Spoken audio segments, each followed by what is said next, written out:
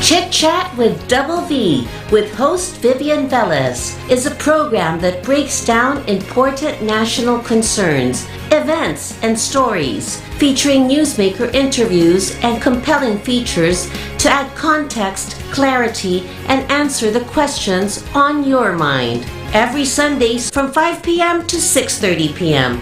on Radio Bandido TV, Channel 224 Sky Cable, TV Plus boxes, 𝗖𝗵𝗶𝘁, Easy Box, and all DTT boxes. Simulcast on DZRJ 8:10 a.m. Seen on Facebook /DZRJ 8:10 a.m.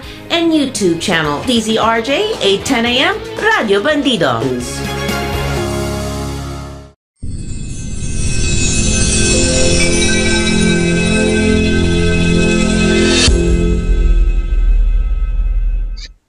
We are live. A wonderful Sunday, mga ka-chichat. Ito po si Vivian Velez, ang inyong kakwentuhan sa inyong weekly Sunday tang chichat with Double V. Well, sumasa inyo kami live dito sa DZRJ Radio Bandido TV. And for the day, isang exciting at yummy topic ang aming pag-uusapan.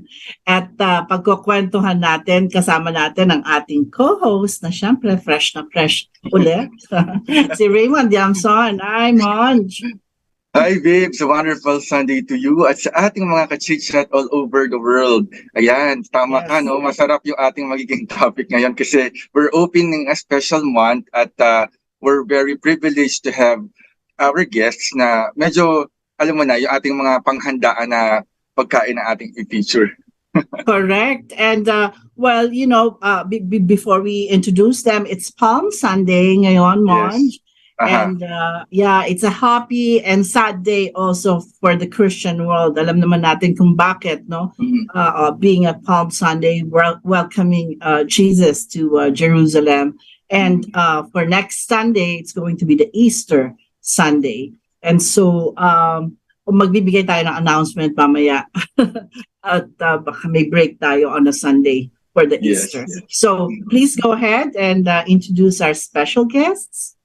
Yes. Ngayong April, mga ka-chit-chat, sineselebrate natin ang Filipino Food Month.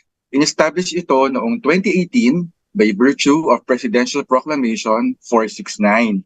Layunin nito na ma-preserve at ma-promote ang Filipino culinary heritage, pati na din ang ating mga farmers at food sector workers na nagpo-produce ng ating mga pagkain. So bawat Pinoy celebration, mapa-birthday, kasal, o kahit anong special occasion, isang pagkain ang hindi nawawala sa mesa. Kadalasan, ito pa nga ang star ng handaan. Yan ay walang iba kundi ang mga cake. At para kwentuhan tayo tungkol sa iba't ibang uri ng cakes na gawang Pinoy, we have for today two accomplished baking entrepreneurs. Our first guest is Miss 𝗖𝗵𝗁𝗶. She's a self-taught baker and cake decorator. Dati siyang accountant na nag-shift into full-time baking and cake decorating, inspired by her birthday cake for her daughter. Her cake shop, 𝗖𝗵𝗶, was born at kung dati nag-outsource siya ng mga decors, ngayon naman siya na ang gumagawa ng mga cake toppers at ng mga decorations to the delight of her numerous customers. At ang pangalawang guest naman natin ay si Miss Michelle Moreno, or Mitch for short. Siya ang nasa likod ng napakasikat na Sweet Kiss Custom Cakes. This University of Santo Tomas graduate is also into social entrepreneurship, communications, marketing, advertising, and media management. Welcome to the program, Rhea and Mitch. Hello, good afternoon. Ayan. So, Rhea, and Yes, of course, Mitch. Yeah. You want to greet our listeners? And yes, Good Mitch muna. afternoon. Good afternoon, everyone. I am very grateful that we are here in your show to also tell about what we do and share. And si Rhea? Yes, good afternoon, everybody. Yes, likewise, same with Mitch. Very, very happy to be here today. Well, thank you. Being a Palm Sunday, at least we have masarap naman yung ating pag-uusapan. Ikaw ba, Monj, ano ka ba? Sweet tooth ka pa? Actually, Bibs, mahilig ako sa sa mga dessert cake or mga pastries. Gusto ko yung medyo mapait, not on the sweet side. But I Oh, know a lot of people, most Filipinos talaga, no, mahilig sa mga matatamis and sa mga magaganda, yung mga masarap sa mata ng mga pagkain, kagaya ng mga cakes and pastries. oo. Ako naman kasi pagka nagpupunta ako sa mga birthday gatherings, it is impossible for me not to even taste the birthday Yes, cake. correct. Talagang sa akin, talagang kailangan kumakain ako ng birthday cake or even their usually, what do you call that? Cupcakes. Oo. Yeah, cupcakes, true. And in fact, di ba, Bibs, parang naging part na rin siya ng heritage natin bilang mga Pinoy na hindi nawawala talaga yung cake every celebration. So mapasimple man yan or mapagarbo, basta may cake na ibublow yung celebrant or pang-commemorate doon sa okasyon na sineselebrate. Tanong muna natin si Rhea kung paano, how did you start the business? Ito ba hobby lang muna?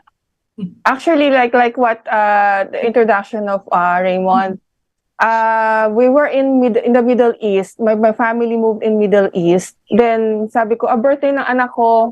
Then in Middle East, cakes are quite expensive. So sabi ko, hindi pwedeng walang cake yung anak ko kasi she's turning 5 and for the past 4 years, palagi siyang may cake. So what would my mother do? Nag-research, nanood ng YouTube, then the birth of the first cake. Which first na naging hobby, then my friends would ask, gawa mo naman yung anak ko ng cake. Then tuloy-tuloy na. So wala ka talagang profession, meaning a school for baking or later on na yon. Later Talag- on na. Later on. Uh-huh. When I started earning, kasi courses could be quite expensive also. So when I started earning, tatabi ko yung earnings ko din. Pag uuwi kami sa Pilipinas, dito ako mag-aaral ng mga short-term courses or mga demo, a-attend ng demo. Ganun. Oo, pero nakita mo na siguro na talaga may talent ka. Yun ang sabi nila. Alam mo kasi, Yamon, kasi ako rin nag-culinary school ako, no? Pero baking is so different. Mhm. Kasi minsan sa pagka nagluluto ka kasi pwede kang sa culinary pwede kang mag-imbento or whatnot. Wala kang talagang exact measurements. Pero correct me if I'm wrong, Ria, di ba sa baking talagang kailangan exacto. That's why they call baking a science. Kasi parang small miss out mo lang sa ingredients, it will be totally different na. Okay, si Mitch naman, tanungin natin. Mitch, how did you start? Ito ba talaga hobby mo or talagang pinag-aralan mo na? I started or learned about baking when I was in high school more than 20 years ago. So I've been in the trade for almost 20 years. Wow. And then, I'm also self-taught. Lalo na at that time, 1995, we just do everything manually. Manually, mag-mix, manually to mag-weigh ka, not yet digital. So, I started at that time.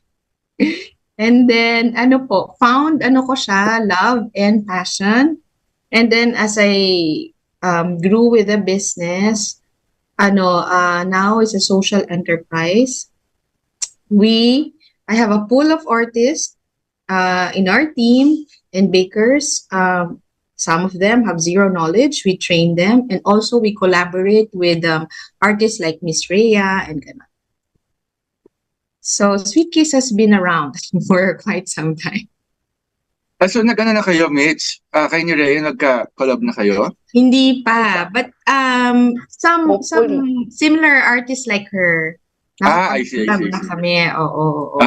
Pero That Rhea, program na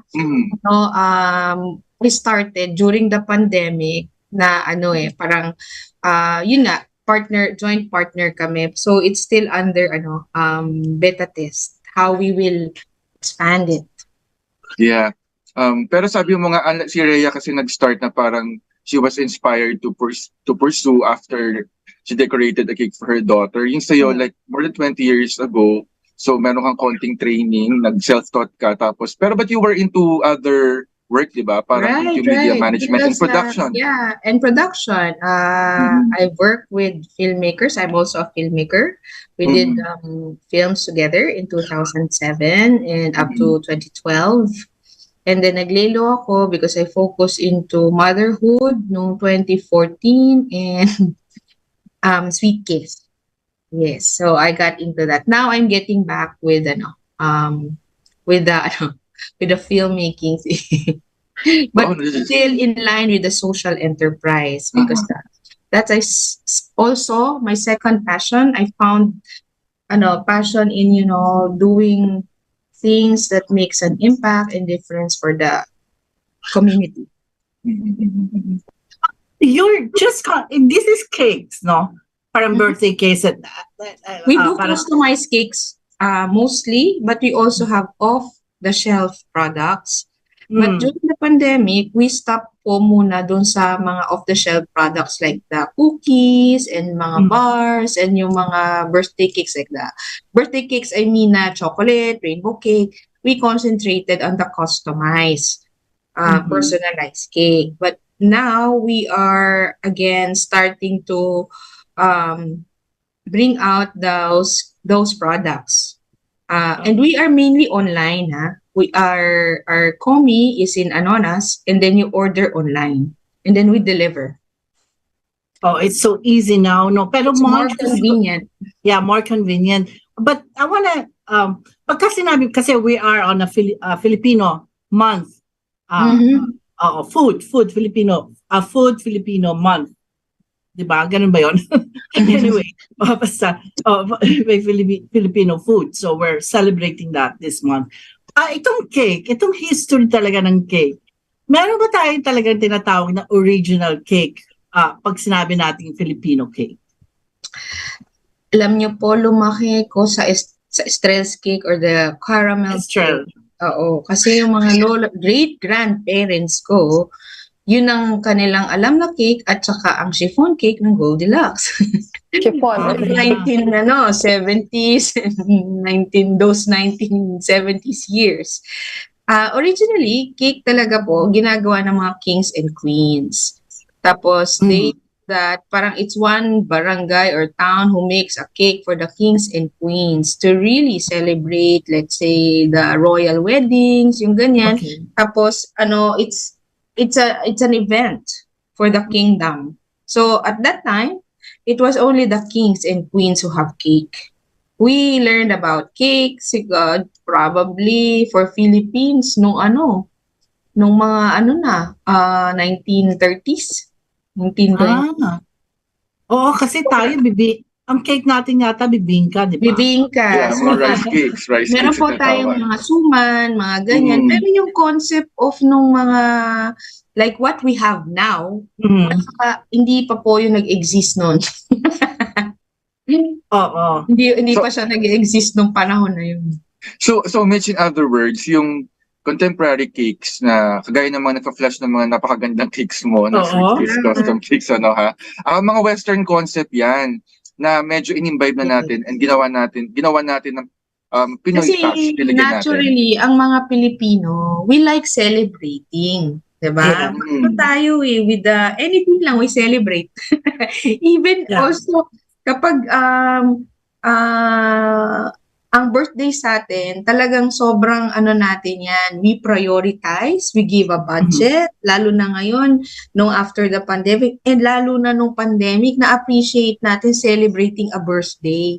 So, na-adapt natin yung having a cake, kasi that's an extension of us, or the celebrant. If you will see, we have mga marami pang bata na si Coco Melon, or mga Roblox, kasi at that time nung pandemic, yung mga nanay, hindi na nag-party yung anak ko, hindi kami nakalabas, sa bahay lang kami. So, ang nangyari, nabubuhos sila dun sa cake as an extension of their love and dun sa bata. Yun na yung nagiging symbol na, ganda. Tapos kasi, you blow it.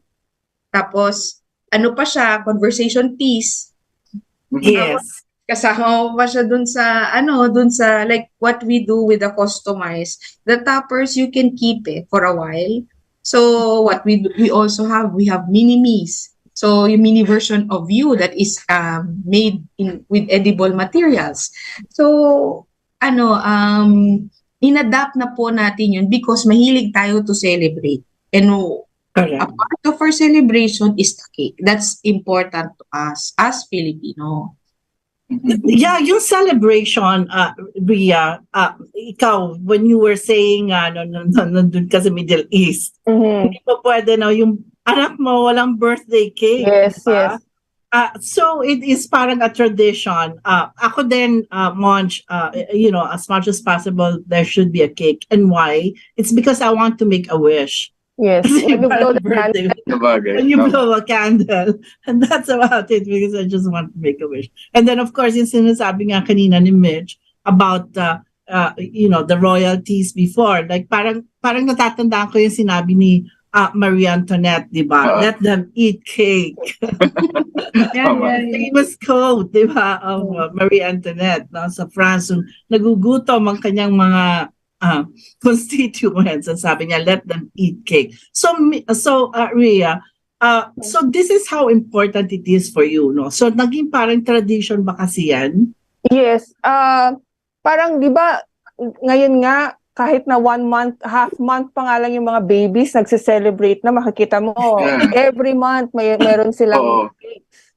Kahit gaano kaliit yan.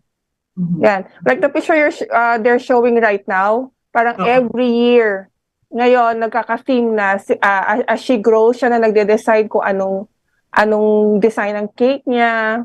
Oh, okay. Weeks before her birthday, magsasabi na yan, Mommy, I like this design.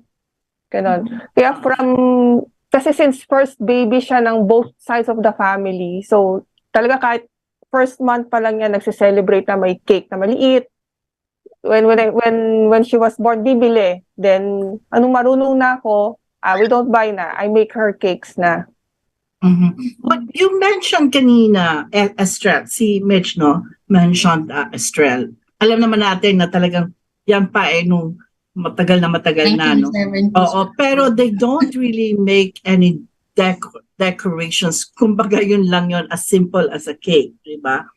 So, pag gumagawa ba kayo ng mga designs, hindi pa nasasacrifice the taste of the cake because of the decorations? Now, with our new, with technology, hindi na. Kasi there was a time, the fondant recipe that we use, or before, way back, like 20 years ago, hindi pa siya masyadong adapted to our Philippine temperature. So, matamis siya at masyado siyang saggy or malambot. So, but ngayon kasi we use fondant made of marshmallows. So, it's quite far better. And then, with our cakes, with sweet cakes, the cakes inside, it's not that very sweet. So, po siya? Hindi naman. And then ngayon, meron na rin, like what they're showing is the naked cakes. So, those are made from buttercream. And then, I must say, this time around, there's so many, almost all cakes are delicious. Masarap. Whereas way back, mga 1990s, konti lang yung masarap na cake. Ngayon, marami nang masarap, maraming magaling gumawa, and maraming so passionate in what they do, which is something that did not exist sometime 20 years ago. And di ba, parang cakes, sinasabi nila na before you consume it with your mouth and tongue, you consume it with your eyes first because it's because of the beauty. Kasi may artistry na ginagamit sa paggawa ng mga cake toppers, sa mga decoration. Kasi ako, Vivs, sobra ko na-amaze dun sa artistry involved dahil hindi siya madaling gawin na gumawa ng mga lettering, ng mga flowers, ng mga what have you, lahat ng mga decoration according doon sa, minsan, sa ginagawa ni na Rhea at ni Mitch na customization dahil according sa personality ng celebrant. So, paano yung process na ginagawa, pinagdadaanan ninyo pagka nagko-customize kayo, kasi syempre yung mga off-the-shelf medyo madali na yan kasi parang nakahulman na yan, kumbaga meron na kayong cookie cutter or template, parang ganon. Pero pag customize, kasi one of a kind siya, uh, take us to your process, kung paano nyo siya ginagawa from day one na tinawagan kayo ng client, and ano yung mga ginagawa ninyong steps in outsourcing the materials, decoration, and eventually sa serving. Siguro kay Rhea muna. From the start, kunyari mag-i-inquire na si client. Kung I would first ask, anong theme mo? And how big do you want the cake? Then usually kasi sila, they have the specific design in mind already na gusto nila yun na i-execute mo. But being, parang it's not nice naman na directly mo ikakopy yung gusto niya. So you have to give something na sarili mo. So you have to talk to your client, sige, ito yung gusto mo, but we have to put something to make it unique na hindi siya kapareho ng pinakita mo. That's why pag sinabi mo kasing customize, ikaw lang ang merong ganong klaseng cake. Then we go on to the details, kung anong klaseng flavor ang gusto niya, how she wants the toppers or the decors. Kasi before, kailangan huhulmahin mo siya isa-isa. And as the time goes and evolves, lumalabas na ngayon yung mga non-edible toppers. Kaya ako rin parang kahit pa paano nag-shift na rin na gagawa na rin ako ng toppers ko. Pero yung mga toppers na ginagawa ko lately is yung mga cutouts. Kasi that's what the client prefers now. Yun. Actually, nakikita ko nga yung mga toppers na pina-flash kanina. Vibs, di ba may mga ano doon, mga non-edible kasi naglalagay ng real flowers. Para meron na siyang bouquet doon sa ibabaw. Tapos yung iba naman mga bata, naglalagay talaga ng totoong Barbie doll sa ibabaw. Tapos nilalagay nila ng decoration, yung edible gown. Kumbaga, parang gano'n. So, ano pa yung ibang mga si Mitch naman, paano naman sa'yo? Kasi we noticed na yung mga cakes kanina na finlash, sweet kiss. Ano siya, yung mukha pag bag talaga, itsura niya. Pag meron pa nga aso na gawa sa cake. At saka yung parang undox na kay Piolo. No? Paano mo pinagdadaanan yung process na yun? Those are called 3D cutting cakes. Mm-hmm. So from the moment the client tells us, we ask the date first and the theme. So basta in a week, we have an assembly line kung ano yung mga i-dispatch for the week. And then, there is a baker who bakes the cake. And then, for the cake artists, yung mga toppers, yung kunyari, mga ibang dolls doon, mga cocomelon, ginagawa na siya in advance. Kasi papatigasin mo pa siya, tapos, hayaan mo muna siya mag-set. And then, ikakat muna, ipe-prepare, tapos i-cover yung cake, diba? And that's what we do. And then ipapakita namin sa client if we miss something, if there's something that we can improve pa, and then before we box and then send it to them. So for the ones that yung mga cutting cake, 3D cutting cake tawag doon, yung mga shape like yung dog o kaya yung si Andox, yung mga bag, yung mga ganyan, yun siya. Mm-hmm. So para meron na kayong parang nagkakaroon ba kayo ng parang tinatawag na molds na ginagamit? No, for those ones, hindi. Talagang artist yun. Talagang parang one of a kind siya, parang unique siya for that certain cake lang talaga. Yes, wala kaming molds for the bags. Kasi meron yung maliliit, meron ganong molds, but we don't use that. But yung mga malalaki, you cut it. You cut it accordingly dun sa kung anong bag, and then fondant, i-cover mo, merong pang-presser, mga ganyan. Talagang siya, hand sculpting. Yeah, sculpture na siya. Tinitingnan ko kanina, kasi may nakilala kasi ako, no? Export sila, no? Worldwide. Pero siya, yung mga candy na sugar, Dumpings. ano ba yun? Yeah, yung Sugar flowers. Sugar flower. Paano yun? I mean, my God, she experts worldwide, no? Bakit dito sa Philippines ginagawa yon? Magaling po ang kamay ng mga Pilipino. Naturally, I would Likas. say, ano po tayo we are naturally very passionate. And kanyari for my artists, let's say, we have artists na found talent lang nila. I mean, they came to us, zero knowledge, we teach them. So now they are full-fledged artists because of the skills that they have acquired with us. Okay. And then, as po yung ganyan, di syempre habang araw-araw mo siya ginagawa, pagtagal mo siyang ginawa, you get better and better. Yes. And marami pong Pilipinong ganun. Ang maganda ngayon, we already have the technology na even if you're far away, you can learn. Kasi there are like online Classes. teaching and classes that the materials are also accessible where you order online as well. So these things, maraming Pilipino na nagkakaroon ng jobs, nagkakaroon ng side hustle, or yung iba naman full-time na. And that's what is also Sweet Kisses about, to help and aid yung mga ganun. Yeah, well, she's doing very well, and I was really surprised. Meron palang ganong industry, and meron palang ganon, and well known ang Philippines, for doing those. So Yes. ang cake siguro talaga, Monj, is really creative, no? I mean, the creative Visual arts. visual Sculpture and painting arts, din, no? craft, no? And so kaya nga kanina tinanong ko nga kung nagsasuffer ba yung taste, dun sa decor, and sabi nga nila hindi na, no? Kasi no dati kasi parang as you were saying, no, hindi siya ganun kasarap. So I think now it has improved, no?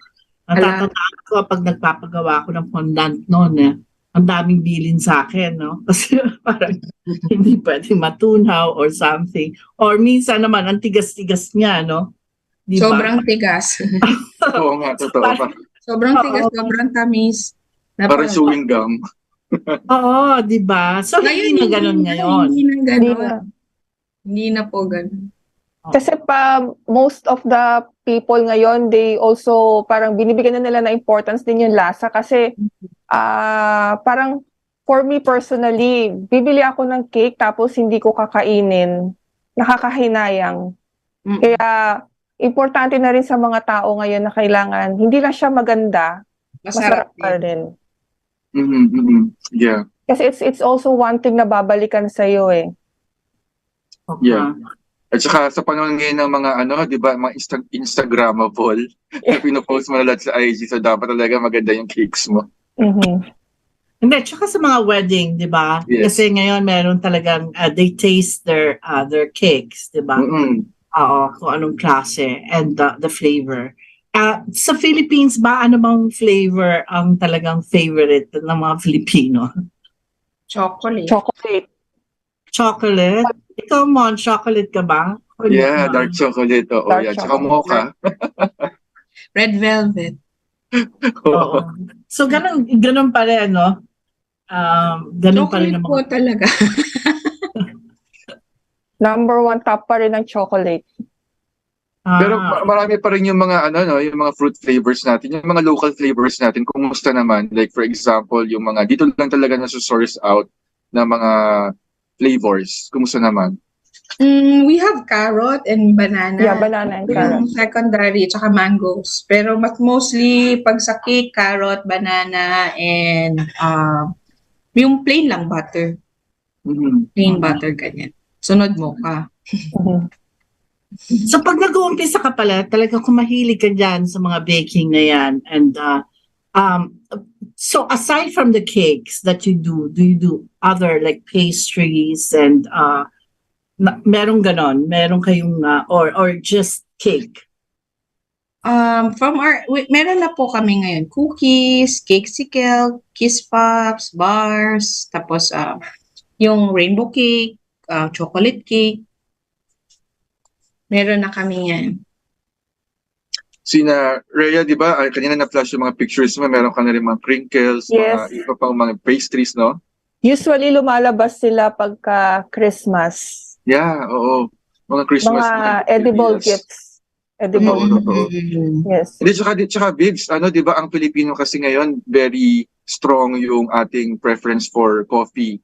Ang dami-dami mga coffee shops and syempre, the best na partner ng coffee ay cakes, pastries. So, nakahain yung mga cakes and mga naka-slices na sila. So, kayo ba, meron din kayong plan? Like, I've heard si Mitch meron ng coffee shop. Can you tell us about it? Yeah, the cafe. It's called the 𝗵𝗶𝘁, but it's for now, it's for reservation for small gatherings and occasions. And mga, halimbawa, 5 to 10 people, yung mga ganun ba, that they would want to celebrate. We can do that in the 𝗵𝗶𝘁. It's in front of our commie in Anonas. Anonas, Quezon City. Quezon City. Yeah. But some people, they would still want to see the commie. They go there.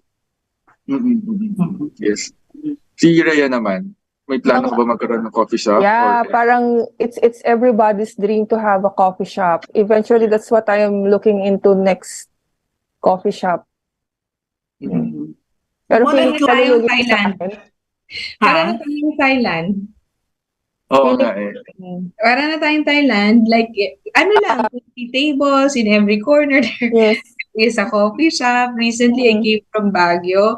Sabi ko, ano kaya unahin ko dito? Kung dati tayo ay bar hopping. Ngayon ay coffee shop. Coffee hopping. Kahit ang init-init ang panahon, nagkakape. Yes. Kasi may ice naman, di ba? Sabagay. Pero mga iced coffee, may mga frap, or may mga uso ngayon, affogato. Kasi coffee and ice cream. Plus, ang maganda kasi noon, we can access the things that we need easily. And like before, you have to have like hundreds of thousands or millions before you can start something. Kasi, di ba lalo na nung pandemic, pag lumabas ka, maglagay kang table, tapos may drip coffee ka, hakaw lang kayo sa labas, pwede na. Yeah, but then is it expensive to start a business like bake shop muna? Mag-umpisa muna tayo sa kasi sabi mo nga marami ng mga what do you call that, materials, or should I say machines, di ba?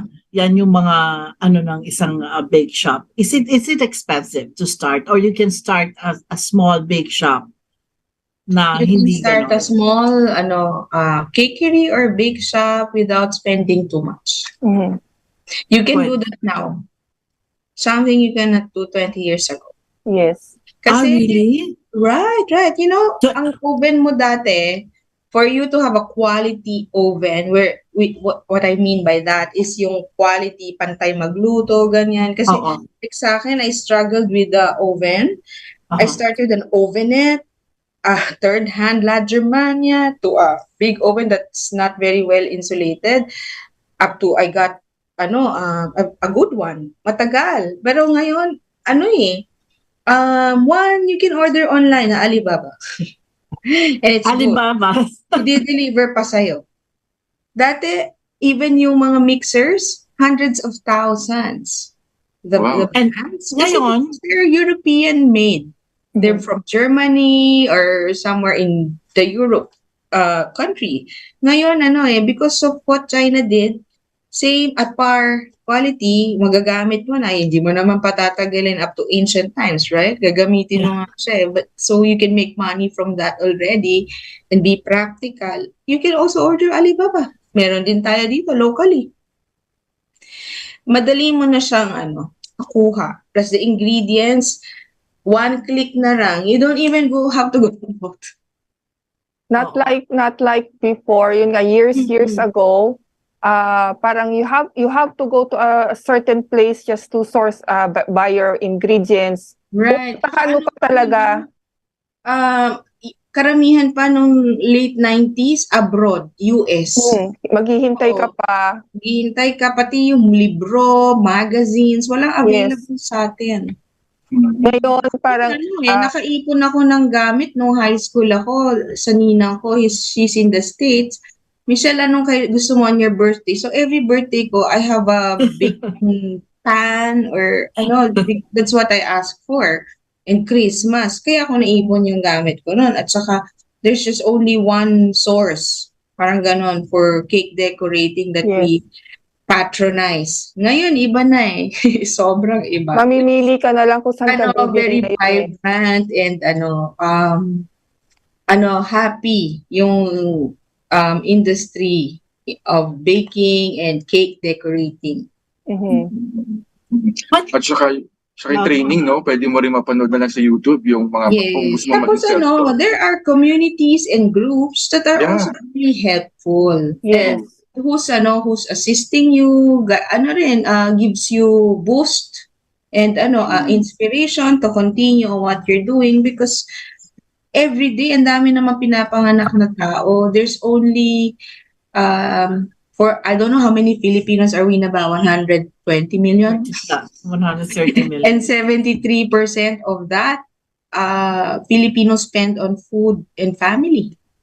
So there's always a market for each and one of us. No one can actually monopolize it. Yes. Every day there is a birthday. Yeah. Every day from all ages, right? Sa pinanganak, saka sa there is a birthday. So even before panganak, may celebration na. Yes. Agad na. Dati rin po hindi nag-exist. Ngayon, di ba, Rhea, there is already Gender reveal. Gender reveal. Baby shower. After the baby shower, baptism. After the baptisma, there is the monthsary milestone cake. Yes. Wow. And then after, there's the first birthday. Seventh birthday. Tapos kung ang parent pa katulad ko every year, wala man celebration, basta kailangan may cake. Yun, hindi mawawala, Hindi mawawala ang cake. Yung anak ko kaba-birthday lang eh. Nag-iisip na siya ng birthday cake for the next. Yes. Ganun siya. Ma, I want this cake for my next birthday. Kaba-birthday niya lang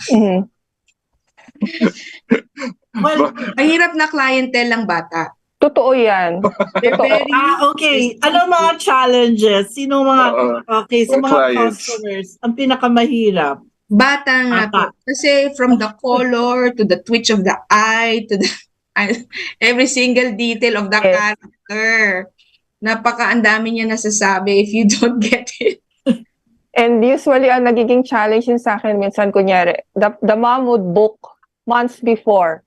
Then pag malapit na yung birthday, ay nagbago yung isip ng anak ko, gusto na ganitong character na, lalo na pagka very yung mga bata, ang dami-dami nilang gusto.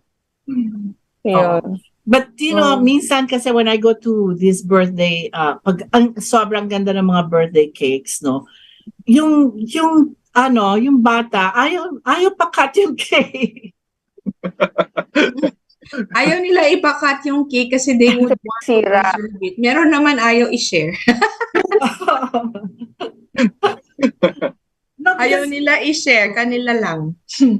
Pero meron ako nakikita ngayon ng mga cakes sa mga mechanical. Yung mga nag-move na sila and all. Do you do that too? Oo, meron na kayong ganon? Yes. We have that too. Meron po yung umiikot, umiilaw. Wala nang impossible sa cake. Wala nang impossible. Meron yung chandelier nakabaliktad. Yes. Bababa. So parang Mitch, no? Yung parang yung bukod sa baking and part ng serving ninyo bilang mga cake makers is yung presentation. So for example, may mga debut or mga weddings, so i-decorate yung table. Kasama ba yun sa presentation ninyo? Yes. Kasama din yun sa service, lalo na kapag malalaki. Normally yung ganyan, like ako, I even go to the venue kapag wedding, tsaka debut. Kasi normally, medyo mataas yung mga cake na yon. Or may mga, dun mo na siya ina-assemble. So this, as you assemble that there, you also assemble the table. Kapart yun and then you coordinate with the stylist ng event. So highly collaborative. It's very nice. So parang pati dun sa yung caterer, you coordinate with Yes, them. yes. Syempre, Kasi you have to yung synchronize kind of the- table and linens. Yes, oo. Yeah. Pag caterer, pag stylist, yun pong dalawa, caterer or stylist. Any of them. Mm-mm. Bukod sa coordinator. Kasi yung time. Mhm. Sa Yeah. papasok, yung ganyan. Pag sa Kumusta hotel, yung- kailangan may pass. Aha. Kumusta yung mga experience niyo sa pagde-decorate or pagpo-provide ng cake sa mga debut, yung mga high-end clients niyo na sa hotel sinaserve, yung mga weddings, ano yung mga unforgettable stories ninyo? Madami eh. Like yung isang yung recently ko yung sa Tagaytay, yung Taal Vista Lodge. It's a debut cake. Tapos ang theme niya ay disco ball na 80s.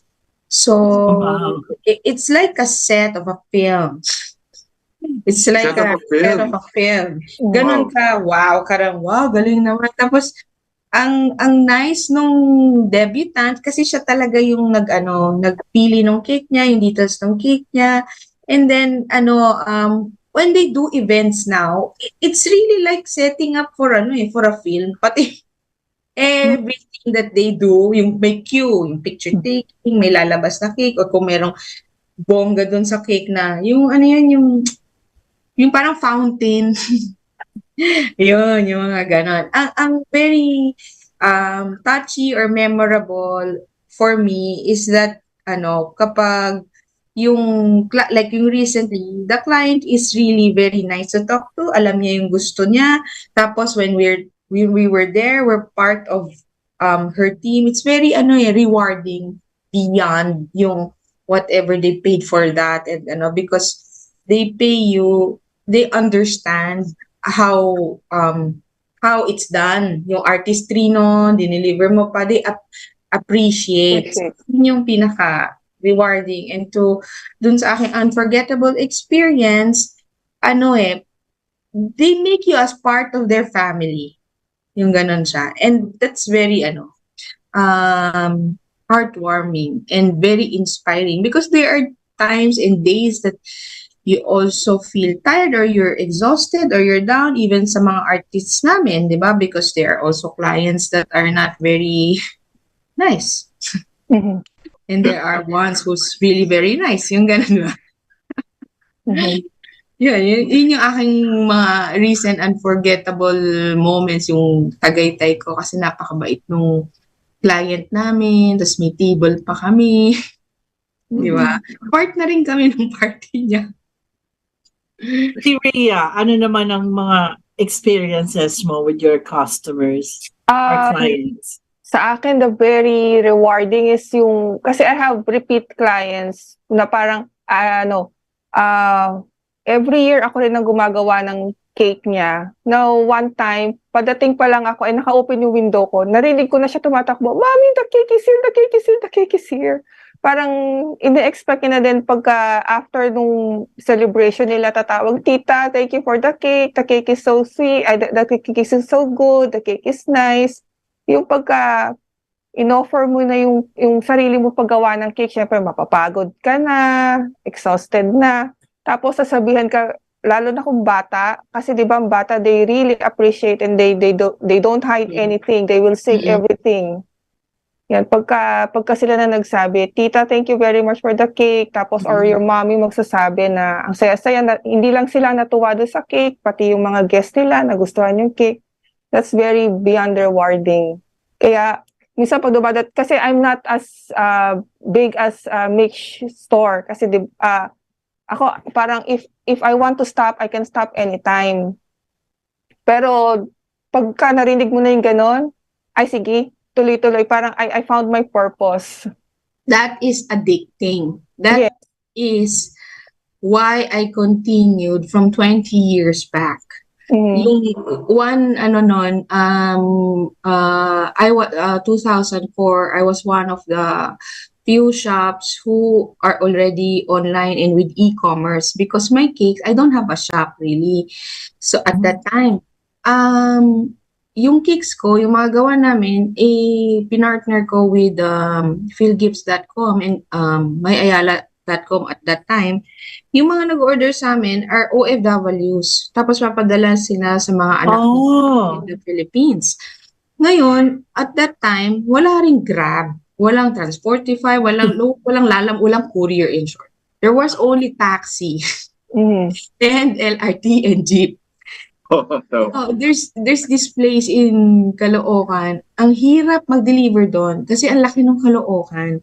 Nasakyan ko na lahat ng meron ako dalang castle cake. Ang laki-laki. Castle cake pa nun. Syrup topper pa yun, ha? Pero that was the only thing that we have during that time. Alam mo, grabe, bit-bit ko yung cake from LRT to taxi. Oh my gosh! Pagdating ko doon, tanghali na. Ang init. 12, ganyan. Pero yung bata, umakap siya sa akin. Wow, ang ganda. Thank you po, thank you po. Tapos malaglag ko ang cake kasi sobrang hinihila niya ako eh. Alam mo yon, pero wala siyang party na malaki ha. Kasi yung lola niya and yung kapatid niya at that time yung nandun. Alam mo, sobrang na-touch ako, naiyak ako kasi kahit, di ba, kami gumagawa ng cake, nasasarayahan na kami, nasasarapan yung, like sa akin noon, wala namang ganung ka-elaborate decor. Nasasayahan na ako. Sobrang fleeting na experience na na, wow, nasarapan siya doon sa gawa ko. Yeah. Kalimutan mo na maningil. Ngayon, nagandahan pa yung bata na parang sobrang talagang literally, you made them happy, you delivered some smiles, and you give joy. Diba? And in that sense, you feel, grateful kasi you get to make someone happy. Yes. And that's what we feel as cake makers. That's hindi ko ma-describe how super happy yung ganong feeling. And you get to transform other people's lives ng ganon lang. Ginawa mo yung gusto. Oh, Saya cake lang naman yun. Parang para sa amin, cake lang yun. Pero sa kanila, it's everything. Yeah. Sobra iba pong humbling yung ganong experience. Yun, ganyan yung addictive yun. Kasi alam naman natin, ang cake talaga, centerpiece talaga ng celebration, di ba? Or in any occasion, yun nga, sabi mo, kahit na simple, pero parang pag may cake ka, it's already a celebration, di ba? That Yes. it's what it means. Yes, Rhea, you were saying something. Oh, I forgot. I'm so sorry. Well, actually, tawag nito, tama yung sabi mo, Vibs, no, yung parang centerpiece, and in a way, cakes, they legitimize in a way, yung birthdays ng isang celebrant na nagkakaroon ng meaning. Ako, if I may share, ako yung sundan ko lang sinabi ni Mitch, kasi when I was volunteering sa isang halfway house for poor pediatric cancer patients, yung mga batang may cancer dito sa Manila, and yung founder nun, yung director nun, si Miss Mayet, sabi ko, ano yung para pinaka number one wish ng mga bata dito na may sakit, ganyan. Ang sabi sa akin, birthday cake. Kasi yung mga bata doon na may sakit, never daw nilang naranasan na magkaroon ng birthday cake tuwing nagbe-birthday sila. So ang ginagawa ni Miss Mayet pagka-birthday ng mga bata, binibilan niya ng cake, tapos ang saya-saya na ng bata. Pero yung bata na yun, the next year, wala na, namatay na siya kasi usually terminal yung case nila. Wow. Pero parang yung cake, di brighten up. Meron ganyan na sinusupport na na NGO. Foundation. NGO. Foundation. Yeah. Parang iba yung joy na naibibigay talaga niya sa mga bata kasi parang napabrighten up sila. Nale-legitimize yung kanilang existence, yung kanilang birthday na finally, I have a birthday, I can share, I can show off, parang gano'n. Yeah. Ayan. Ganun nga, no, talagang it is a centerpiece of any celebration. Pero ito naman ang gusto ko naman tanong, how do you charge naman? I mean, kasi ang hirap di ba? Like, let's say, kunyari, ako may papagawa akong cake. Tapos sasabihin ko, ano yung mga gusto ko. How will you be able to say na, is it the time that you put in? Or the skill that you have to put in? Everything. Materials, gano'n, Yes. Opo. There's no actual standard or let's say price na ano, there's just a going in rate or range Parang per may base per price tier. ka. Oo, per tier. Tier meaning po yung 1 tier, tapos 2 Oo. tier, yung ganon, yung magkapatong. Oo. There is just like from our end, there's just one range. There's a range per tier that we follow, and then our pricing is a bit socialized because of the assembly Social. line and that we did. Kaya I can say competitive yung price namin with what we offer. Okay. Yun. Oo. So, but you cannot lalo na kung labor of love talaga yung ginagamit ng mga artisan. Hindi mo actually wala Artisan eh. ano yun eh. No, Diba? How can you put the price on it, diba? yeah, so there are things that you consider like the time, na lang, how much time do you do that?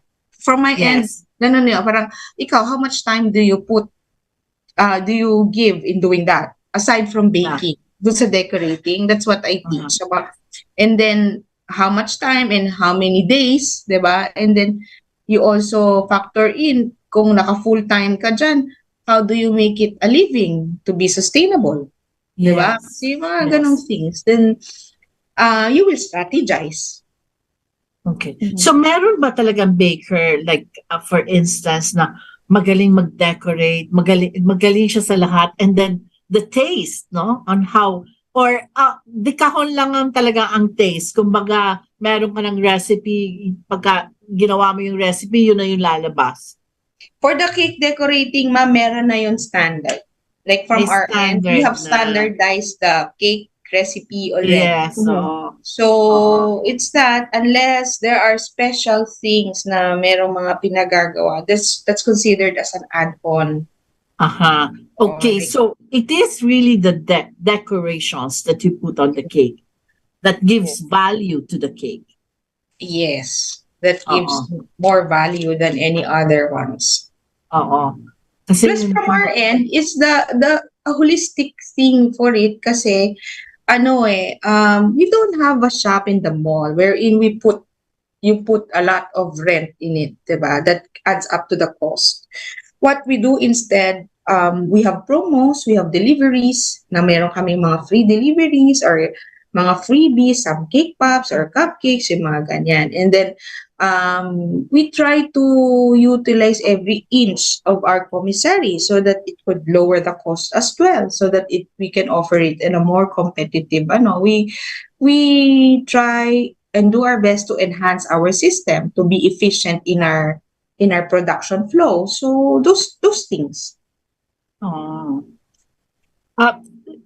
March, ikaw ba?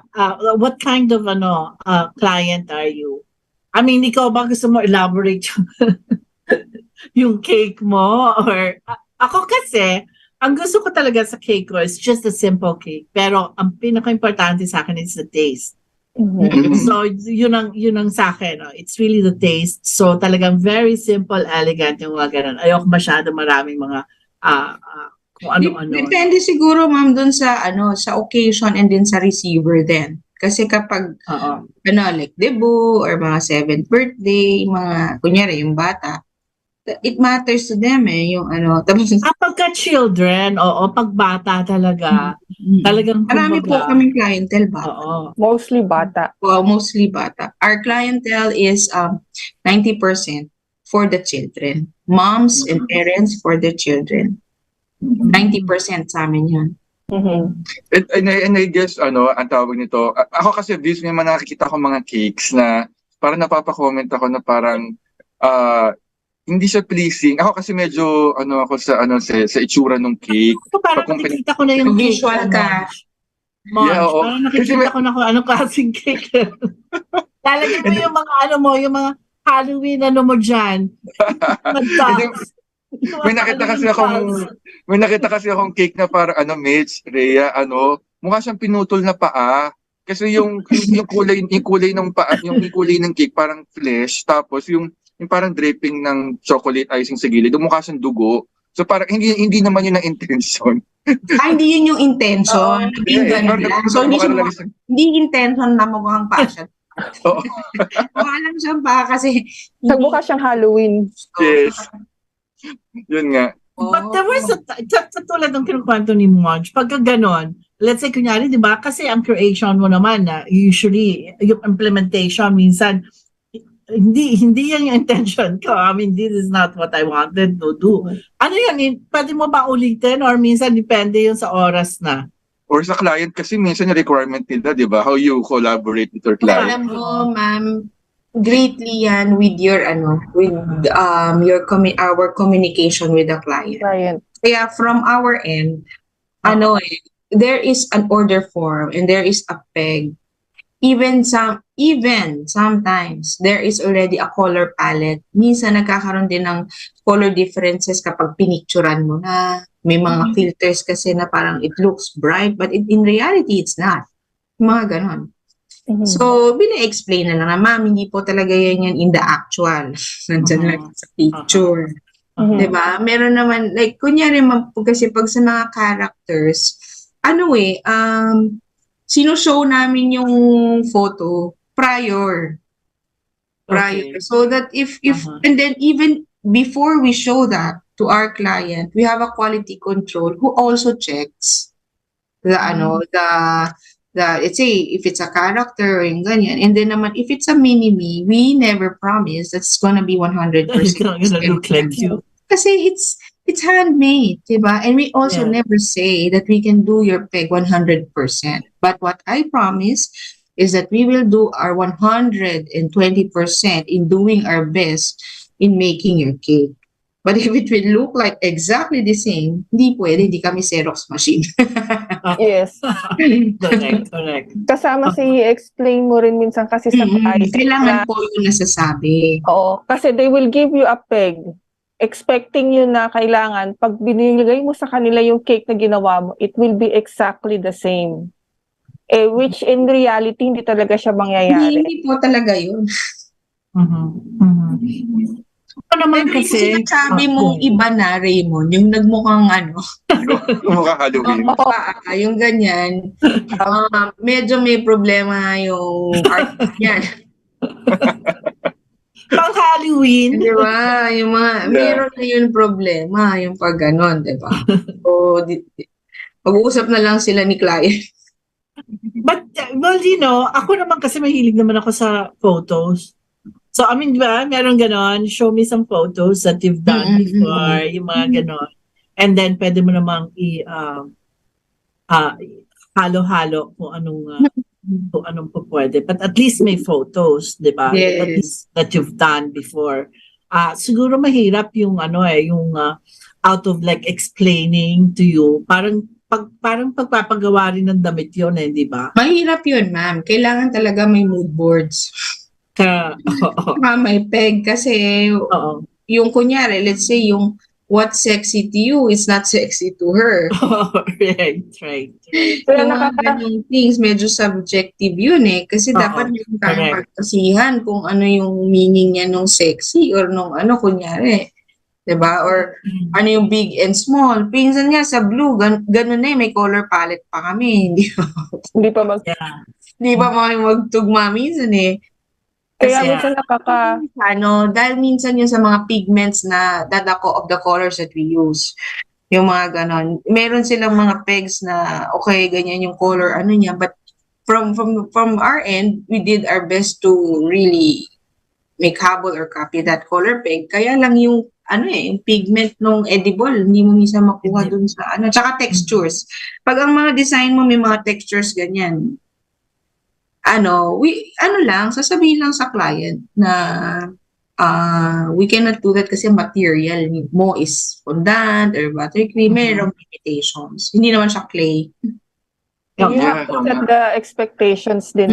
May manage lang talaga. It's more on communicating to the client. Alright. Kaya minsan nakakatakot na client pag sinabi sa'yo, ikaw na bahala sa design. Talaga? Nakakatakot yun. Kasi na yung bahala sa'yo, baka hindi pala kayo sa kanya.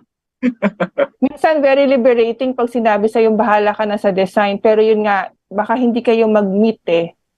Yeah. Aayos pa rin, di ba, no, Rhea? We still suggest. Tapos, kapa-approve pa rin. Kasi nga, yung ano yung maganda sa'yo, baka yung maganda, Hindi maganda sa kanya. Yung expectation, di ba? Yes. It makes everything, it's a make or break thing. Correct. Oo. So, we will pause for reminders, no, mamaya, Monj, pag-usapan naman natin, because I want to get tips from them, doon sa ating mga listeners and viewers na, who wants to start this business, somehow, kahit nasa bahay lang nila, or even not a business, but a hobby. Diba? Ako, I've always wanted to do that baking, pero natatakot ako kasi if it's time consuming and all of that, but lately nga sinasabi nga ni Mitch, marami na raw mga materials na pwedeng gamitin and hindi na siya as challenging as before. And so back to studio tayo for pause for a reminder. 𝗖𝗵𝗶𝘁 is a news-oriented program that tackles topical issues and headlines with the support of DZRJ field reporters. Hosted by the legendary 𝗖𝗵𝗶𝘁, Monday to Friday from 4 p.m. to 5 p.m. on Radio Bandito TV, Channel 224 Sky Cable, TV Plus boxes, digital free-to-air Channel 29, DZRJ 810 AM, Facebook.com/DZRJ 810 AM, and on YouTube channel DZRJ 810 AM, Radio Bandito.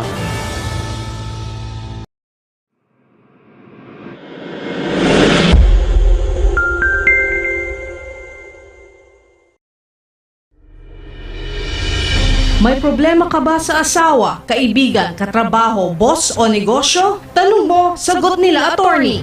Mag-PM lang ng inyong problema at sasagutin iyan live ng abogado ng bayan na sina Attorney Nikki De Vega at Attorney Carlo Nicolas. Libreng payo ng abogado mula kina Attorney Nikki at Attorney Carlo. Ang Buhay at Batas ay isang programa na nagsasanib ng samut-saring mukha ng buhay at iba't ibang aspekto ng batas. Sabi nga nila, ang buhay ay parang batas.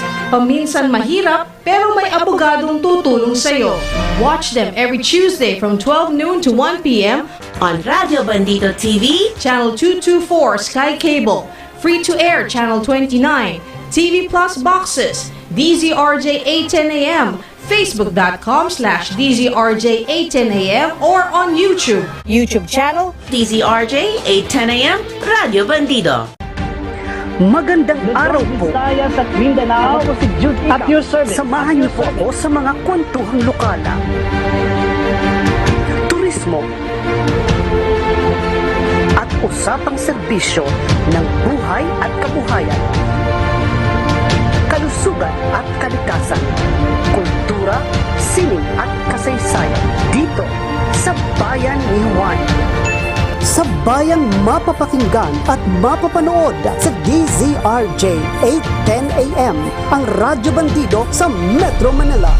DZRJ Radyo Bandido TV, available sa Sky Cable Channel 224 at sa mga digital box ng GMA Afford Box, ABS-CBN TV Plus Box, sulit TV box ng TV5, live sa Facebook, www.facebook.com/DZRJ810AM at DZRJ 810 AM Radyo Bandido sa YouTube channel. Tuwing araw ng linggo, alas 3 hanggang alas 4 ng hapon dito sa Bayan ni Juan.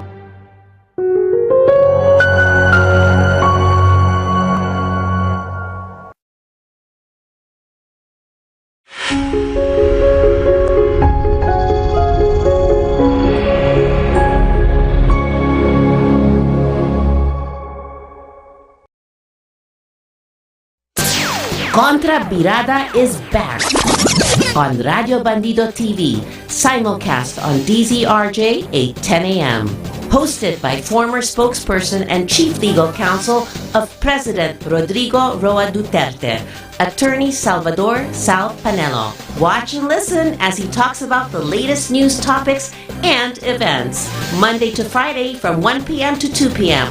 on Sky Cable Channel 224, all DTT boxes, Facebook.com/DZRJ810 AM, and YouTube channel DZRJ810 AM Radio Bandido. Be enlightened with inspiring stories. Interesting biblical features.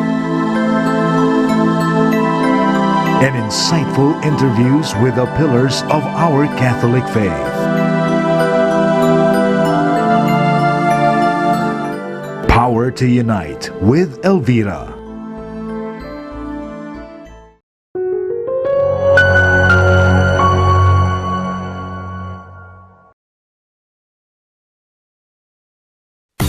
Pagputok ng umaga, mga kagaganap na balita iraratrat na.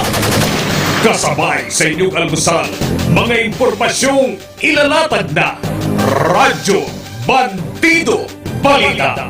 Sa telebisyon, radyo at online media, mga isyong pambayan, malalaman nyo na. Radyo Bandido Balita. Radyo Bandido Balita. Kasama sina Felix Tambongko at Jimmy Mahusay at ang mga veteranong tagapag-ulat ng himpilan. Radyo Bandido Balita. Radyo Bandido Balita.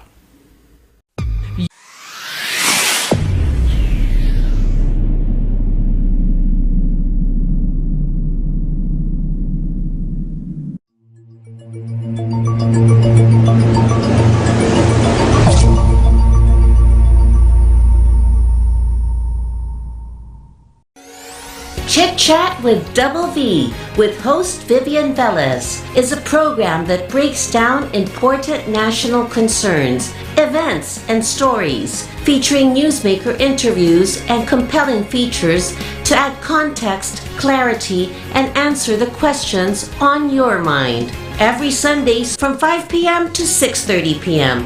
on Radio Bandido TV, Channel 224 Sky Cable, TV Plus boxes, 𝗖𝗵𝗶 box, Easy Box, and all DTT boxes.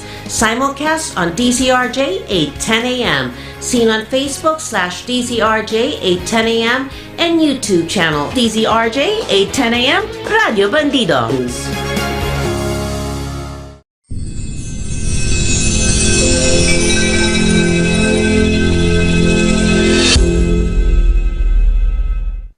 Okay, welcome back mga ka-chichat, and we hope madami po tayo natututunan at nalalaman po sa ating cake makers na sina Rhea and Mitch, no? Sa ngayon, sa mga nakatunin tungkol sa Pinoy made cakes at tampok natin in celebration of Filipino Food Month. Mon? Tama. At this point also, I'd like to congratulate lang my friend si 𝗵𝗵𝗁 for the launch ng kanilang skin health and beauty line, ang No Skin. Exclusive ang US manufactured products na to at ma-access nyo lamang sa kanilang distributors. So please contact 𝗵𝗵𝗁 sa kanyang Facebook account for inquiries. And yes, Vibs, tama ka, no? And at this point din, meron tayong mga listeners na nagpaabot ng pagbati kagaya ni May Gomez, 𝗖𝗵𝗁𝗶 Altamirano, Princess 𝗵𝗁 Gatchalian, at Ber Platon. Meron lang question si May Gomez sa ating mga guests. How do you manage to keep the creative juices flowing? Kasi nga, napag-usapan kanina na napakadami mga requirements ng clients and you really have to keep up with all the design and the innovation. And how do you sustain that? Yung ganong klaseng energy and creativity. Siguro si Rhea. Sige. Yeah, sige si Rhea muna. Okay, sige. Yung sa pagdating kasi sa creativity, parang ang hirap niyang pilitin. Pero pagka naaalala ko yung mga bata or yung mga positive feedbacks na nare-receive ko, I mean, that's what fuels me. Then you really have to find inspiration everywhere. Maski sa bahay mo, sa social media, sa internet, anywhere, you just have to continuously find inspiration para hindi mawala yung parang always ka spontaneous. And Mitch? For our artists naman, first, they concentrate in creating. So, I believe they maintain their creative juices because it's what they actually really want to do. So it's a dream, you know, you get to do something that you like every day. And at Sweet Kids, we provide that space. So we give them creative control. At the end of the day, kung ano naman yung kay client na tapos from our end, kung ano yung kaya namin gawin, it's a collaborative effort.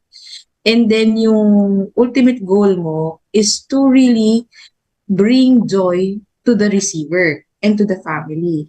Which is beyond, diba? It's a calling, it's a mission. So from our end, we work with a mission. And second, it is sustainable because we make a living out of what we love to do. So you have Yes. and you'll be happy.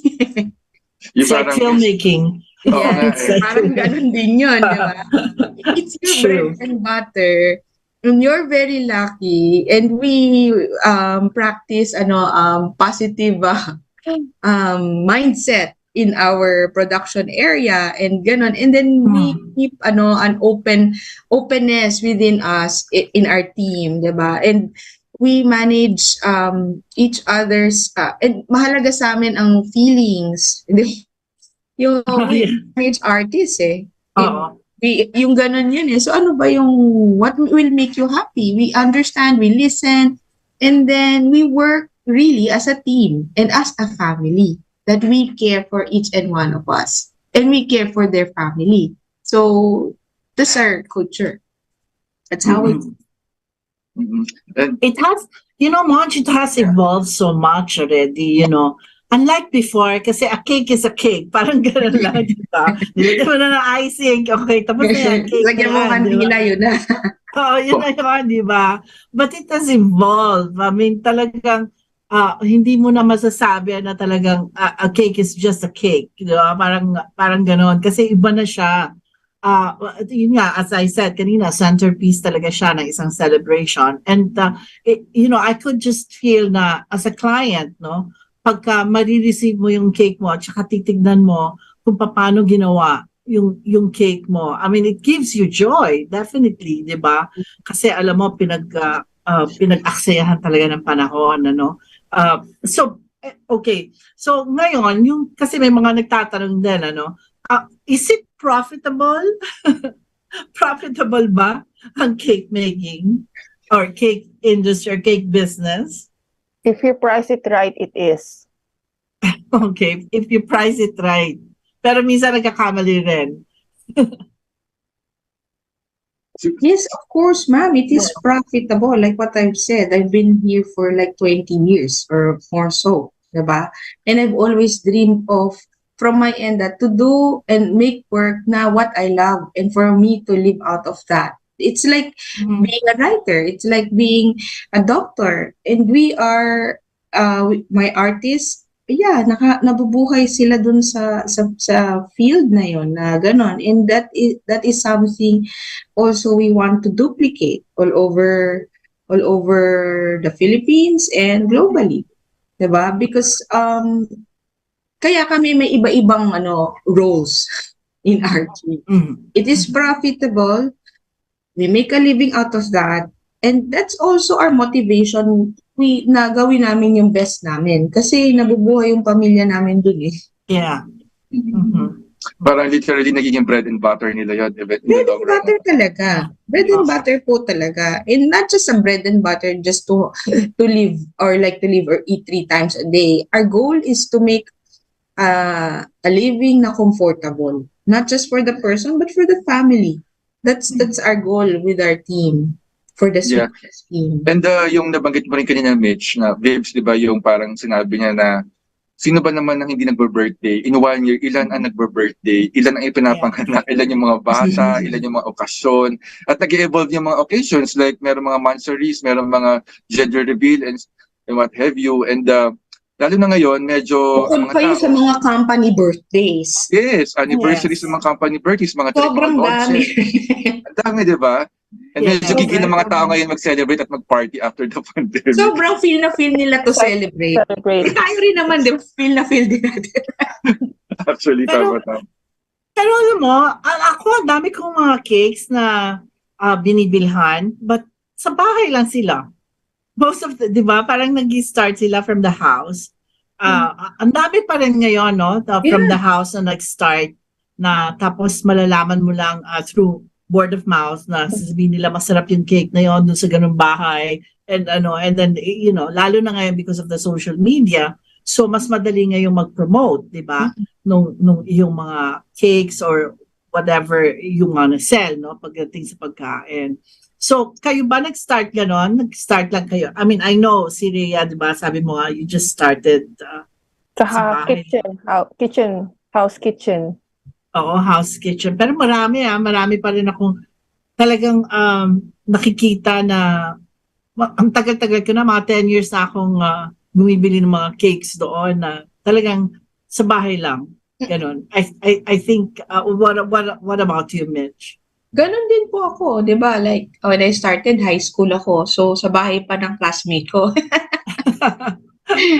Sa bahay pa ng best friend ko nung high school ako. Tapos, dun sa kitchen namin nung nag-college ako, up to now, our 𝗗𝗵𝗁 is a house. Okay. Oh, it's a house na very mabait yung may-ari who supported us na yun po yung aming naging 𝗗𝗵𝗁. Well, ang straw cake, di ba? Ngayon, laki-laki na ng house. They made their own house. They made their own house na big. Na malaki na, di ba? Yes, yes. But they started very small. Yes, kinukwento ng lola ko noon, kapitbahay lang nila sa Laperal Apartments in Recto. So, it's in front of them. Magkapitbahay sila literally. And they would pick up the cake dun sa bahay ni Estrella. Oo. But look at it now, no? Talagang yes.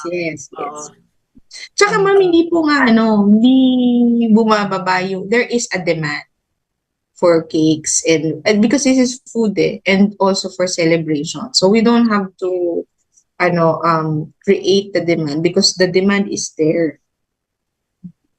We exist, we supply yung demand. Tsaka ngayon, lahat na 60 years old, 50 years old, 70, 90, 100 years. Pinakamatandang nagawa namin ng cake is 100 years old. Yeah. Wow. Recently, I also did 100. Siyempre, sobrang saya nun i-celebrate 100 years old na siya. We made like a 7-tier cake for the 100th birthday. Yeah. Pero, during the pandemic, affected kayo? I mean, yes, I think all business, no? Yes. Pero, but then, celebrations of birthdays and stuff like that, you can do that at home. So, hindi naman, so meron pa rin kayong mga orders. Yes, nagkaroon po kami ng maraming order, pero we are also limited in terms of making it.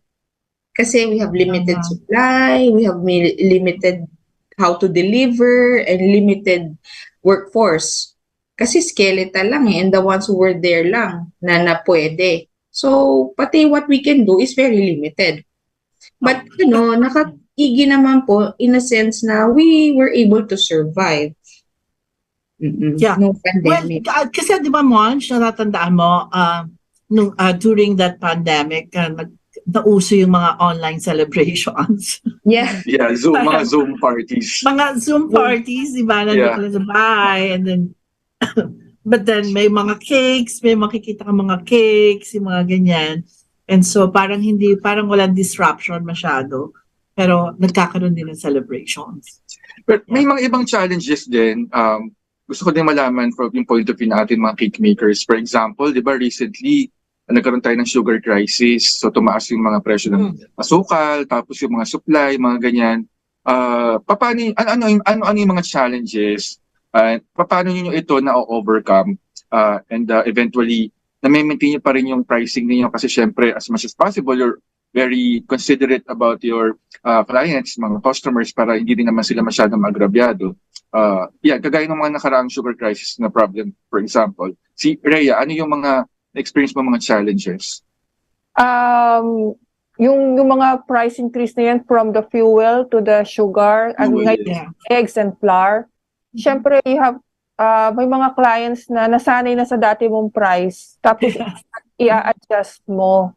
Ngayon, you have to choose anong gusto mong i-sacrifice, yung price mo or your quality. So, syempre, parang sa akin kasi, yung prices na yan, it will eventually move din naman. Pero, if you sacrifice the quality, baka in the future, wala na akong gawing cake. Yeah. Kaya, and you have to explain to your clients bakit kailangan mong mag-increase ng price. Kasi, yun nga, just like what Mitch is, parang, it's just, yun ang nagiging source of living mo eh. And you cannot just continue on giving it away na parang nagiging free na yung products mo. Ayun, it has to be proper communication with the client also. You have to explain. Iba kasi, di ba, yung parang serving, nire-reduce naman nila. Para lang sa price, no? Yes. Pero kasi, yung client, magsasabi sila, gusto namin for this number of serving, ganito kalaki pa rin yung cake. Yeah. Pagka nagbigay na ako ng price, sabi niya, bakit ang laki ng tinaas? I just have to explain na things are different now than before. Yung parang recently may experience ako, may client ako, sabi niya, pwede ba yung price is yung price ko noon? Then I look back. Last siya nag-order ng cake sa akin is 2018. And nag-inquire siya sa akin last month lang. Malaki na yung difference. Yes. Okay, ikaw naman, Mitch, how do you handle this kind of pagka may mga ganong clients? We don't sacrifice quality. Yeah. Even if our margin, we have to lessen our margins. Kasi like yung sa amin nga, like Suki na, there are ones who ordered cake from the baptism, now 7th birthday na. So, nakikita niya rin yung price differences. We just explain na, syempre, everything went up. So, for us to survive and thrive, we have to adapt and change, increase also. What we do is we try to, offer something na add-on. Add-on na, like, halimbawa, we offer some, if we can, aabot yung free delivery promo, we do that, or there's free kiss pops or free cupcakes, yung mga ganun, or like we give a discount. That's what we do to help them also, because at the end of the day, partner kayo, you're part of their family already, so we think of ways how we can also help. Okay, Monch, we're down to like 5 minutes, pero I want them to, like Mitch and Rhea, magbigay nga kayo ng mga advices even for your clients or customers on how to the process, diba, on how to talk to you in terms of pag mag-order sila ng cake. And I want also to know, paki-promote din, no? Kung naka-online business din kayo. Like me, I want to order cakes from you guys. Kung paano ito. Let's start with Rhea and then Mitch. Yeah. Ordering is simple kasi everything is online. You can either call or message or text. Then from there we will discuss kung anong gusto mo, what do you prefer, everything that you want with your cake. And mostly I cater South area since taga Binyan, Laguna ako. So if you're from the South, Rhea Bakes PH will help you celebrate with our customized cakes. Ikaw, Monch, do you have any questions? Last Yeah, so questions. sa social media mo, Facebook na doon doon sila pwedeng umorder sa'yo. Yes, Facebook and Instagram. Instagram, ayan. You can reach me through Facebook and Instagram. Yeah. And ako actually, Vibs, natikman ko na yung product ni Rhea kasi yung sister niya, si Cassie, is my good friend. So parang, Wow. natikman ko yung kanyang. So you're serving the southern area and you're planning to expand pa further. What are your future plans that you wish to discuss and promote? Meron ba kayo ibang event? I'm open to delivery even in Manila. Oh, Yeah, yes. Basta reasonable yung place we can deliver. may minimum ba? May minimum. As long as you order the cake and you're agreeable with the fees, there's no problem with that. We can talk about everything. How about you, Rhea, yung mga resellers na tinatawag kasi sobrang uso ngayon yan. Are you open to that? Yeah. Yeah, may nagko-contact na sa akin before ng mga resellers. I tried. We tried. I have worked with other people na nagre-resell. Yes, I'm open for resell. Ayan, so ayan mga kachicha. Pastries, mga cookies, ganon. Oo, yan. Wow, Mga that's parang good. That's good. pang very everyday consumption. So, ayan, alam niyo na kung paano ko kontakin si Rhea kung gusto niyo mag-resell or umorder sa kanya. Sige, si Mitch naman.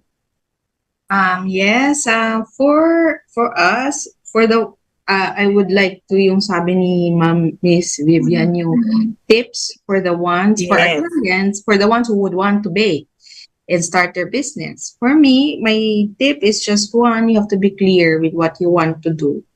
And then second, you can just be open-minded and seeking consultations to friends. Don't be afraid to ask questions, join groups and communities, and then consult with a mentor or ganyan. Just ask and you shall receive. And then for our clients who would like to order, I strongly suggest you order and take advantage of our early booking promos because we offer free deliveries or cake pops or kiss pops.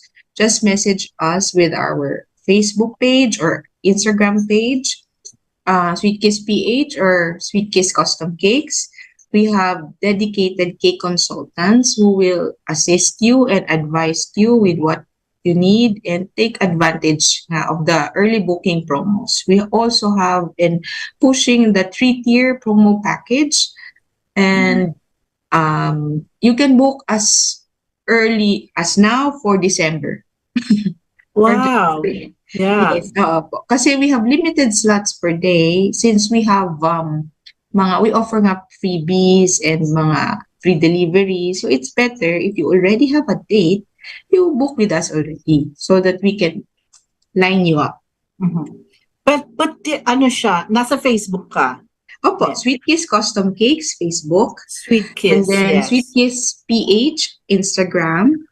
Our dedicated cake consultants are online from 9 a.m. to 12 midnight. So someone will answer you there. Okay. Pero Mitch, ayaw mo bang, gusto mo bang pwedeng magturo? Actually, ma'am, nagtuturo po ako way back for baking. Way back in early 2000. I even taught in an NGO for high school students baking. Now we are developing in collaboration with my very good friend, Ma'am Mentor PH, and Sweet Kiss Academy, and another friend of who owns a school in the South, the Epicurean Culinary School. We are talking about collaboration for cake decorating and stuff. Yes, it's already in the pipeline, and we are very excited for that. And you guys are open to, kasi ngayon, nakikita ko yung mga ibang restaurants. So wala naman sila talagang for cakes and pastries and all of that. And they just order in-incorporate na lang nila dun sa restaurants. And you are all open for that, right? Yes, yes. We're very open with tie-ups. We have that Tie-ups, serve yes. and coffee shops, restaurants, Yes. and some of the co-ops or canteens. Before pandemic, I already have those tie-ups. We service their desserts, and now we are doing that again and collaborate. We're also partnering with Zumanity Group for their custom cakes for their theme parks. And also Yes. we have ongoing talks for some of the products like banana cake, mga ganyan. Wow. So, Well, that was marami po pwedeng magawa as long as collaborative yung so much. I mean, it's we're we have to say goodbye, and we want to thank our guest, of course, Ria and Mitch, for gracing Thank you for our. having us, ma'am. Oh my God! Thank you so much. Thank you. It's been Marami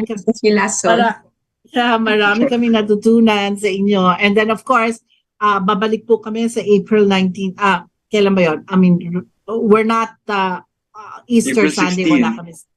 16 April. Babalik kami na April 16 at wala po kami sa Easter Sunday. We'll have to take a break. And of course, yeah, thank you again. And we wish you the best in your career and future plans. At talagang o-order tayo ng mga cake sa kanila.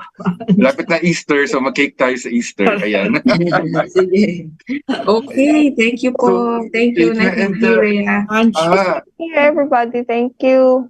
Yes. Manj? Ating mga kachichats, have a very, very meaningful Holy Week sa inyong lahat. At abangan niyo ulit kami sa April 16, 5 p.m. dito lamang sa DZRJ, Radio Bandido, for another insightful episode sa pagpapatuloy ng Filipino Food Month.